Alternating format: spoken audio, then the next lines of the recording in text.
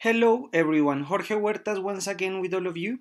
Today I'm gonna show you what is and how to make an observation of customers. This video is also available in Spanish. Well, this is a tool of research and analysis. It got the following characteristics. The observation tool is used in the phases of empathy and testing in a project that is being developed with the design thinking methodology or any other agile methodology. Its objective is to collect information regarding the user interaction and reaction with the product, service, or user experience. The key to correctly use and develop the tool of observation is to collect and analyze information objectively, and in that way you can use any means to collect it: video, photography, sketches, etc. Okay, so the observation is a very basic tool, but is extremely important because it will add information but also analyze it and get insight from that observation.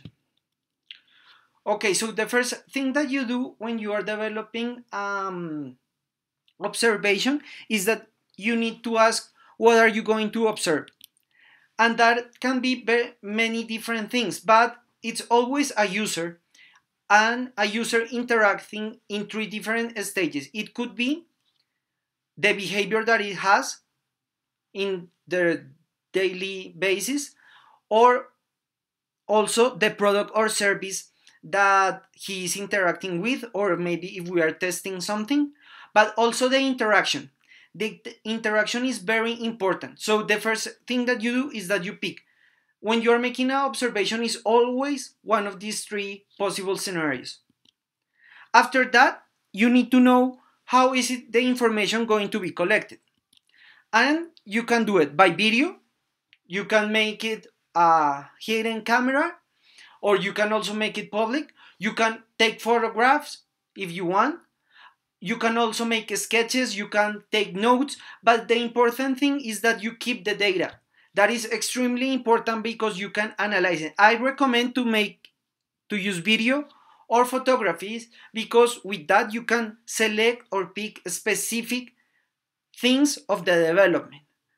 After that, you need to make the logistic. It means how much time are you going to take making the observation, how many subjects are you gonna have to be looking for how much time, where is it going to be, if the people are going to know that you are observing them, how. And also very important, the resources, because maybe you are going to need help for this, and maybe you're going to need logistic, maybe you're going to need to use different kind of stuff. And after that, when you got all of this figured out, you start doing it.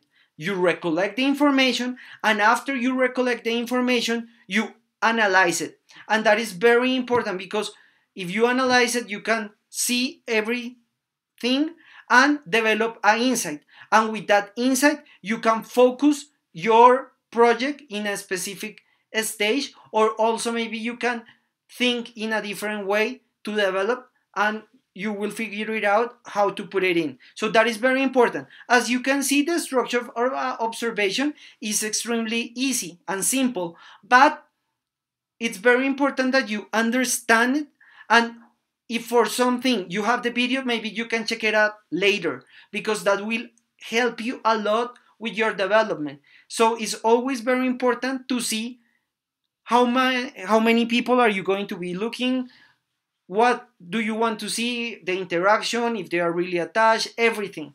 You can make this for the stage of empathy, but also for testing when you already have a working prototype.